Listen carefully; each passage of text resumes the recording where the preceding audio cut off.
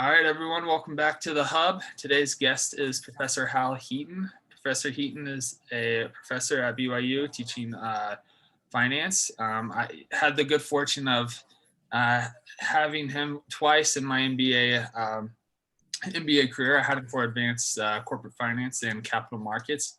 He is famous for the Heaton beaten, which is, in other words, no physical violence, just emotional and making emotional and intellectual how would you say it, engagement to make sure you're up to snuff. So Professor Heaton, welcome to the Hub.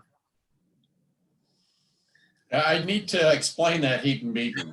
I taught at Harvard for a while, and I used the Harvard case method, which means you prepare a case in groups, and then you walk in. Once you walk in the classroom, you're on your own. And I stick my nose in your face and I ask you a question with the preparation questions that I've suggested for the case. And you give an answer. And you soon find out that your answer is irrelevant. I don't care what your answer is. I'm going to argue with you. And you have to defend your answer. That is, the game is, can you explain your logic? Can you defend your logic? Not what the answer is. So they refer to that as a Heaton beaten. And fair. You are famous for it, and we it is definitely it's definitely a sight to see when one of your group mates is on the receiving end of the Heaton beaten, and you sigh, you bring a sigh of relief because it wasn't you. So, but it was all good. But we appreciate you coming on. You have a wealth of experience. You were in the private sector for a couple of years, working for Boston Consulting Group. Like you said, you've taught for a while as well. So today's episode is going to focus on three main things. One, financial markets and kind of what we can expect from the incoming Biden administration. Two, national debt. And then three, inequality. Those are the three topics that we're going to start. We're going to try and cover. So with that said, Professor Heaton, as you see, Trump's, it's debatable how much impact a president can make, but it seems that, one of Trump's strongest legacies from his presidency is, revitalizing the economy, cutting taxes, getting rid of a lot of regulation. And we saw that from the run up in the stock market. When he took office, the Dow was only around 16,000. It's recently crossed 30,000. With that said, what do you think we could expect from an incoming Biden administration? That is a very good question. Let me tell you what the uncertainties are. The first and perhaps biggest uncertainty is what happens on January 5th. In January 5th, Georgia is going to have a runoff election for 2 senators.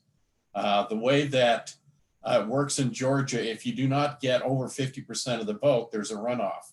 And so there were 4 candidates running for the 2 senatorial slots. And the third and fourth party candidates polled enough votes that neither the Democrat or Republican received over 50%. Hence, they're going to have a runoff election on January 5th.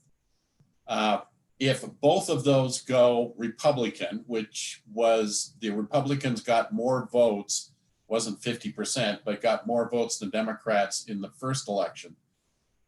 If the Republicans win, then Republicans control the Senate.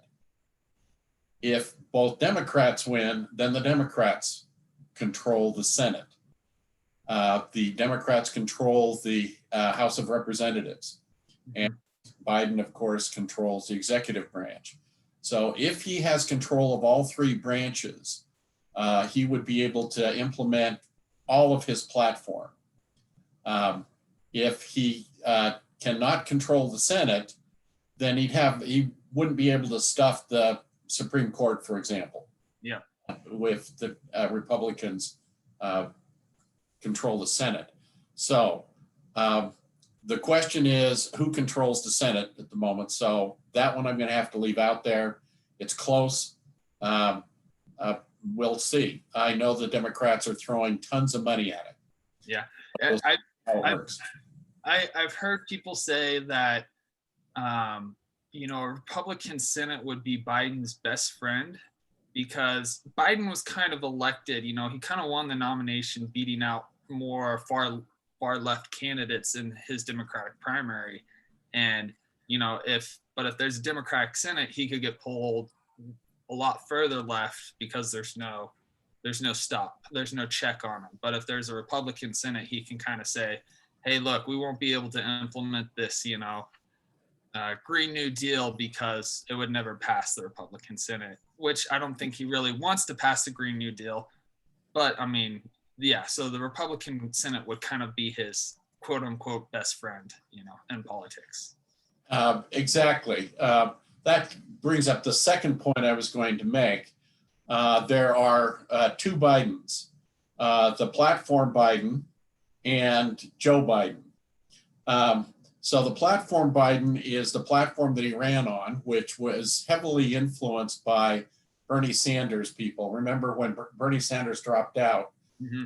he picked up many of his people as his campaign staff. So they essentially drafted the platform. So the platform calls for, additional taxes once you're above $400,000 in income. It calls for capital gains taxes being set at the ordinary tax rates as opposed to a capital gains tax rate. It calls for $4 trillion in new spending on climate. Yeah. So it has a very, very expensive platform. And of course, there are the other proposals like, stuffing the Supreme Court. They were very angry about Trump pushing through Amy Coney Barrett at the end. Mm-hmm. And so they said, okay, we'll add 5 more Supreme Court justices. They have also said that in order to control the Senate, we'll make Puerto Rico and the District of Columbia semi-states that'll be allowed to have at least 1 or 2 senators each. And they're pretty sure that District of Columbia would be Democrat and Puerto Rico would be Democrat. And so that's another thing they could do to control the Senate, but they'd have to have control of the Senate to do that. What do I think will happen? At the moment, it looks like the Republicans have a thin lead in Georgia. So I don't think he's going to change the capital gains tax to be ordinary tax. And the key counter argument to that is, let's suppose you bought something 20 years ago for a price of $100, and today you sold it for $200. If inflation has tripled, that is, the consumer price index has tripled during that period of time, that $200 today does not buy you what the $100 bought you 20 years ago. That is, you have lost money in real terms. And when I say real, I mean your ability to buy real goods and services. And so you actually lost money because the 200 pictures of George Washington today does not buy you as much as the 100 pictures of George Washington 20 years ago. Now, that means you lost money. Does the government tax losses? This kind they do, because as far as your tax records are concerned, you paid 100 pictures of George and you sold it for 200 pictures of George, so you will pay taxes on that incremental $100. And so you're paying taxes on losses. So many years ago, 50 years ago or something, they said, hey, that's not fair, so we're going to have a special lower capital gains tax rate. Now, that doesn't offset it because in the example I just gave, you're still paying taxes on a loss, but it's not as heavy of a tax. And the size of the tax depends on what happens to inflation, and we currently have very low rates of inflation. But that's why the capital gains tax exists. So the Democrats have always wanted to tax it at full ordinary tax rates because overwhelmingly capital gains go to the top 10% of taxpayers. That's what I was going to kind of bring up, that counterpoint. You know, one of the big pushes we've seen lately, and this kind of goes into the next topic I want to talk about, is inequality. And, there's been rising levels of inequality in the last 10 years or so. And a lot of that's been because of financial wealth, I feel like. After the 2008, 2009 financial crisis, um, there was some, whether the Fed, did their asset bond purchases, whatever the case might be, the stock markets, slowly recovered, and, it's recovered quite a bit. And the people that have gained the most from that are people who have financial assets, which tend to be the wealthy, right? And so you've seen this huge levels of, this rising level of inequality. And, Bernie looks at this and says, the top 1% owns, I don't know, 50% of the wealth, or, whatever the case might be. And he's like, we got to fix that. As, you know, as a finance professor, what's your thought on that? And then should we tackle inequality? Is that a concern, or is that more something like just letting markets allocate, as they do? Okay, there's actually two questions there. I'm going to answer the one first. Let's talk about Bernie's top 1%. What Bernie does not tell you about that top 1%, and approximately $400,000 a year of income will put you in the top 1%. It's one of the reasons why Joe Biden chose that 400 for his major increase in taxes above that point. So if you're like 60% or 70% of all tax, of all your, you're in a 60 to 70% tax bracket. We can talk about how he does that, but basically 60 to 70% of your income above 400,000 would go in taxes under his platform proposal. Now, of course, if the Republicans control the Senate, it's unlikely he would get that through, but that's on his platform. Now, what Bernie did not tell you about the top 1% is over 80% of the top 1% are only in the top 1% for 1 or 2 years. Now, why is that over 80% are up there for only 1 or 2 years? The answer is these are small business owners in the year they sell their business. So the point is they get this massive capital gain in the year they sell their business that takes them over that 400,000. Now, the reason it's 1 or 2 years, many acquisition contracts will pay you, say, 80% of the agreed upon price this year. And then you have to wait a year for the other 20% to see if there's any skeletons in the closet. Right. Once the acquirer steps in. And so overwhelmingly, Bernie's top 1% are only there for 1 year. And these are small business owners selling their business. So you spend 70 hours a week growing your business. This is your baby. You sell it. And now if you tax capital gains at ordinary income tax rates, you're going to hand 2/3 of what you've built during your lifetime to the government. So you can see there's going to be big pushback there. Yeah. If it were the ones that Bernie talks about, of course, are the fat cats on Wall Street that are earning for over 400,000 a year, the hedge fund managers, et cetera. Well, there are more professional athletes and actors in that tax bracket than there are finance people on Wall Street. He doesn't talk about those. Yeah. In terms of that 20% that are there year after year, yes, maybe a few hundred. Keep in mind there's about 150 million taxpayers. So the top 1% is 1.5 billion taxpayers. 80% of those, that is over 1.2 million, are these small business owners in the year they sell their business. So there's a few hundred of the Wall Street fat cats that Bernie Sanders complains about, but there's a lot more Hollywood stars, professional athletes, rock stars, whatever, that are up there than there are Wall Street fat cats. Well, the entertainment, Hollywood, those people generally support the Democratic Party, so he doesn't want to rile them up.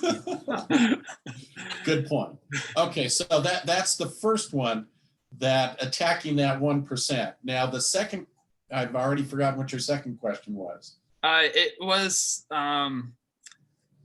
you know, with financial markets in general, we see sometimes, I've heard it also expressed this way. If you know, if you want more freedom, you're gonna have to be okay with some inequality, because people, you know, people make choices, and some choices are better, some choices are worse, and we've seen, you know, uh, does that drive? Like, the other question was, should inequality be a top concern for the government? Okay. Should that be something we should focus on? Short answer is yes. Now, let me give you the longer answer. Inequality is measured by the Gini coefficient, Hmm. which looks at income. Okay? The point is that we could take 100% of the income from the top 20% and give it to the bottom 20%, and it would not change the Gini coefficient at all. Why? Because it's on income, and you do not count government transfers as income. Mm. So the point is, first of all, the measure we need to look at is standard of living. And if you look at the standard of living of America's poor, that is the bottom 20%. Now, there's an extreme homeless group. I'm going to ignore those. That's a few thousand people. Right. Okay? So if you look at the bottom 20%, they have a standard of living that costs about $50,000 a year to maintain. To put that in perspective, $50,000 a year would put you at about the 92nd percentile of worldwide income. So our poor in the United States are in the top 10% in terms of standard of living on a world comparison. So what they're proposing is to take it from the super rich, those in the top 4%, and give it to the very rich that are in the bottom part of the top 10%. Yeah. So keep in mind that that's what we're talking about. Yes, they are poor compared to the rest of Americans, but compared to the world, they have a standard of living that puts them in the top 10%. Now, the reason for that is the entitlements, okay? All of the food stamps, free schooling for their children, all of those items are what maintain that standard of living for them. But you don't count that with the income inequality measure that they use, because you only count income, and they don't have enough income. So they may only have $20,000 of income, but they have a lifestyle that costs $50,000 a year, and that comes from government transfers. So in other words, put it another way is, if we look just solely at income, we're misreading the actual inequality of exactly of American people. So if you look at overwhelmingly, America's poor sleep on mattresses at night. They have flushing toilets. They've got clean running water. Their kids have a reasonable education to go to. Okay? They live in four walls. And so most of them have cars and televisions and computers, actually, of our poor. Okay? You look at on a worldwide basis, that puts them in the top 10%. So the point is, I don't like the Gini coefficient as a measure of inequality, because it ignores all of the government income transfers. So with that understanding, let me address the second part of your question about, you asked about Andrew Yang's universal basic income. You asked about Elizabeth Warren's paying off student debt. Yep. So let me make some general comments about entitlements, because this is the thing I feel I'm most worried about, okay? Entitlements are growing approximately as fast as GDP. So if you go back 100 years ago, entitlement spending was a small fraction of 1% of GDP. Today, it is 14% of GDP. And by entitlements, I mean Social Security, public schools, food stamps, Medicare, Medicaid, all of those basic programs. They're now 14%. Okay? To put that in perspective, total taxes, total government spending in the United States, is about 37% of GDP. Okay? Now, in Europe, it's closer to 50% of GDP. Now, this includes all taxes, payroll taxes, income taxes, sales taxes, property taxes, all of those put together pay for that 37%. We're running deficits, so the 37% is more than the tax revenue. Right. But the point is the government's spending 37%, and currently 14% is our entitlements. The entitlements are growing faster than GDP, and they double about every 25 to 30 years. That's what I mean, that the entitlements are growing faster than GDP. So by the time that your kids reach their fully productive years, if the past history continues, the entitlement spending will be 28% of GDP, which means the government will have to be spending more than 50% of GDP. Yeah. The time their kids get full capacity, earning capacity, then it would be, 28 would be 56%, and the government would have to be spending between 75 and 80% of GDP if the trend continues. Any attempt to slow the growth, historically, if you've said, let's slow the growth of this entitlement spending, you hammered in the election. Not even Republicans dare cut entitlement spending. So the point is, this is a noose that's going to slowly tighten around our necks over the next period. So you asked about Elizabeth Warren's $50,000 paying off student debt. Let me tell you why that's a problem, or Andrew Yang's universal basic income. Yeah, what Professor Heaton's referring to here, just in case you know, I sent him a couple of questions about inequality, and one was Elizabeth Warren's proposal to relieve $50,000 of student debt, and then the other one was Andrew Yang's universal basic income, which basically says we should give America like a basic income each year of $3,000 or whatever the case might be. And the ultimate question was, would these proposals help drive down inequality? Well, you know, what, or would they not work at all? Like, what's the other side of the story with these proposals? Because they sound great, but what's the other side of the story? Okay, so the first one is no, it wouldn't change the Gini coefficient at all. So it would change their standard of living, but it wouldn't change the Gini coefficient. So that's the because it'd be a government transfer, not. Okay, so let me make some general points about government entitlement spending. So the first one is it's growing much faster than GDP.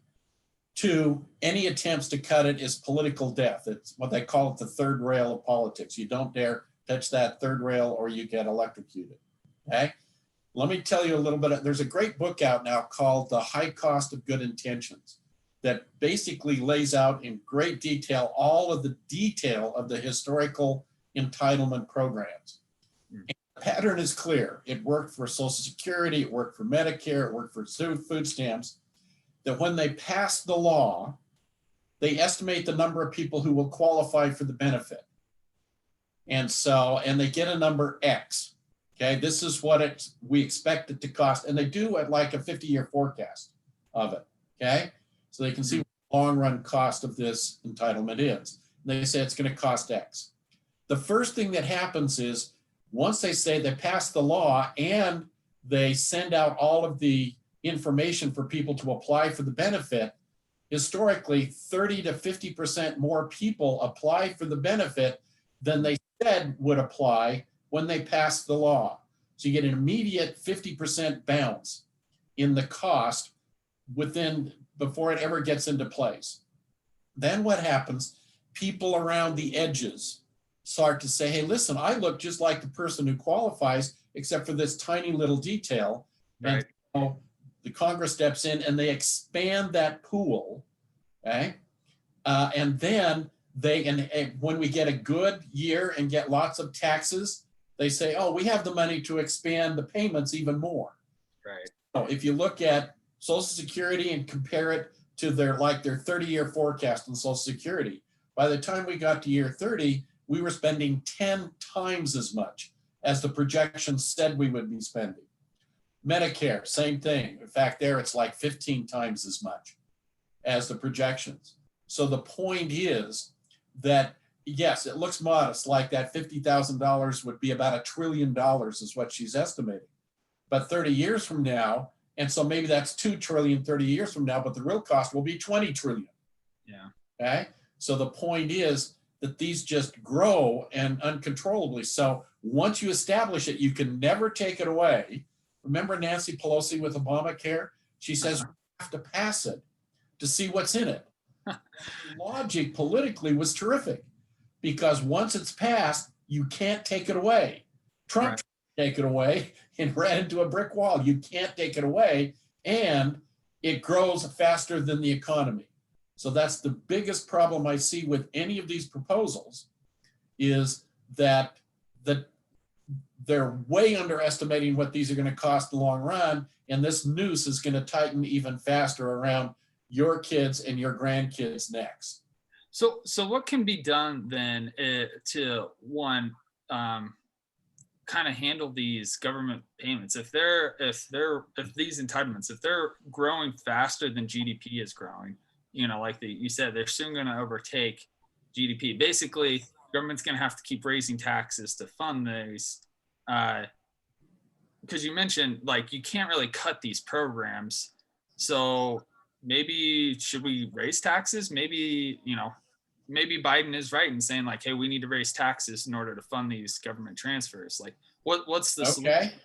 But if you do this for like 4 generations, it's more than 100% of GDP, which means tax rates have to be more than 100%. Okay. which doesn't sound very politically. It doesn't happen. So Europe is ahead of us on this. So I don't know, 20 years ago, Germany went through this extraordinarily painful process of cutting their entitlements. They did it, and their economy is growing quickly. The southern nations in the European Union, Italy, Spain, Greece, all of those have not done that yet. It is just politically too painful. And as you know, they're always on the verge of bankruptcy. And Germany and the northern states tend to have to bail them out because of that. And so the point is, this is extremely painful, but once it gets to a certain level, that's when you presumably pull together the political will. But it almost bankrupted them before they got that political will, is the problem. It is so painful. So even though, and by the way, Elizabeth Warren's proposal is crazy in the sense that the study just came out on it. Most of that benefit go to the middle class and upper middle class. Yeah. Go to the poor. Most poor do not accumulate student debt. And so do we want to start putting in a new entitlement that goes to the very rich, remember people that are in the 95th percentile of worldwide income, and give it to people, that's who would receive it, because it's the middle income in America. Yeah. And typically they're going to find, high paying jobs, or maybe they've took out the debt to go on to grad school or whatever the case might be. But, there's also the case that the student debt is really crushing them, holding them back from accumulating wealth. And, they've gone through two depressions, COVID, and financial crisis. But, that being said, I kind of want to pivot more to like the national debt. So when I was researching how much the national debt is, and this is kind of wrap things up, total debt versus, total, the total economy, I kind of have the numbers here. US national debt is 27 trillion. Our economy is 21 trillion. If you factor in state debt and local debt, you get total debt to GDP of 144%. Bush to Obama, Trump all blew out the national debt. So every year we take in tax money, but we also spend it. And in the last 10 years or so, it's been a deficit. We spend more than we take in, and that adds to our overall debt. And, I was researching this, and my wife came over and she saw it, and she was like, whoa, this is kind of scary. Like, because the interest payment was continually adding to the debt, and the interest was adding to the debt. And, this is a national debt clock. And she was like, well, this is kind of scary. The national debt has implications because, we're the reserve currency. We can raise money, because we're the reserve currency, people view the U.S. government as being fiscally sound. They'll always pay their debt. As you say, like as this level of debt keeps rising, it's gonna have implications in terms of the dollar being a reserve currency, how we can fund projects, borrow money, like the interest costs to borrow money right now is super low for the government. You look at treasury yields, but as we take on more and more debt, investors might get a little bit more wary of giving money to the government here. So no one really talks about, Trump came in and totally blew out the national debt as well. Obama blew it out as well. Same with kind of Bush. Like, it doesn't really seem anyone, like you said, it's politically infeasible to cut entitlements. No one's really worried about the national debt. Like, are we just going to bankrupt ourselves? Like, what are we going to do? Okay. A couple of pre-comments. First of all, the 27 trillion, when we compare it across borders, across nations, only about, I think it's about 18 trillion of that is tradable debt. That is, these are treasury bonds and treasury bills and that sort of stuff. The rest of it is basically an accounting entry to reflect the fact that historically there's been more money coming into Social Security than there's been going out. And that difference gets added on to the national debt for the books. That's the number that you looked at. But the debt that we generally only count is the tradable debt, the treasury bonds that pay interest. The rest of it is an accounting entry, does not accrue interest. Now, the point is that reflects future entitlement spending that we are now committed to make, because we've taken that money from the people paying Social Security. But if you look at the present value of that, it's way above that 7 extra trillion or 9 extra trillion that you're talking about. So the total debt is way beyond that if you look at this entitlement spending, because it grows faster than GDP. Right. We have future obligations that we have to pay. Yeah, is about 18 trillion, meaning that we're at about 80% of GDP for our debt. That puts us in the middle of the world. Okay, so you've got Italy with about 1.2 times GDP.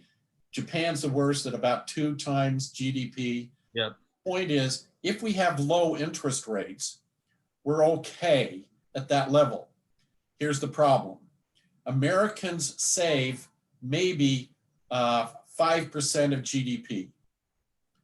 So the point is that if, let's say GDP equals the national debt, if the interest rate on debt were to go to 10%, which it used to be 20 years ago, right? The point is that 10% is more than the entire savings of Americans. Now, currently we haven't been hurt because so many foreigners buy our debt. Mm-hmm. And so we're pulling it in from outside. But notice that with the deficit, the size of deficits we're running, which looks like it's going to be $3 trillion this year, for the end of the Trump period, and it's going to be even higher than that under Biden with high probability, that consumes all of U.S. savings. What if the foreigners say, hey, we've got plenty of treasury bonds, we don't want to buy any more? Then suddenly they can't sell those treasury bonds, the prices drop, the interest rates go even worse, and now we're in that death spiral. We look like Italy or Spain or some of the others that have had to be bailed out by the rest of the European Union. That's the danger. Or if you look at Venezuela or Zimbabwe or Argentina, they simply print money, which skyrockets inflation, which skyrockets interest rates. And so it's a death spiral in the long run. The bottom line is, right now we're okay, but it wouldn't take much for it to become absolutely devastating.